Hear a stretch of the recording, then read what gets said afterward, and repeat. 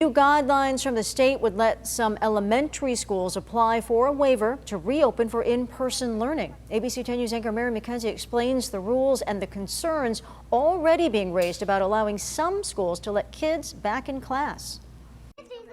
Some California elementary schools could reopen for in-person learning if they meet new guidelines to apply for a waiver.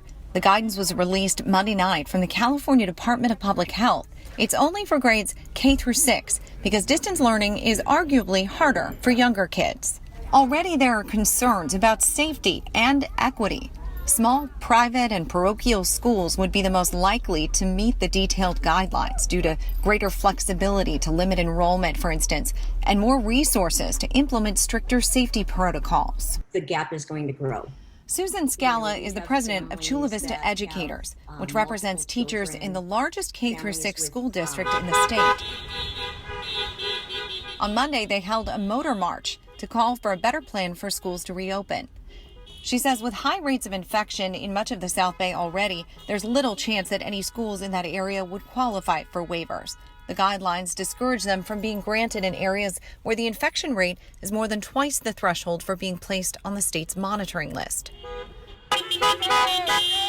But even if they could, it's unlikely public schools would meet the other guidelines. To apply for waivers, schools have to submit plans at least 2 weeks in advance of when they want to reopen, with protocols including plans for testing and how they would handle outbreaks and closures. District approval will be required, and they'll have to talk with teachers' unions, but may not require them to sign off because staff and faculty at many private schools are non-union. It adds up to a bigger gap between the haves and the have-nots, says Scala. Because there's inequity and unfairness in education, public education right now. And with the forces that are trying to dismantle public education, it's only going to make it worse. Mary McKenzie, ABC 10 News.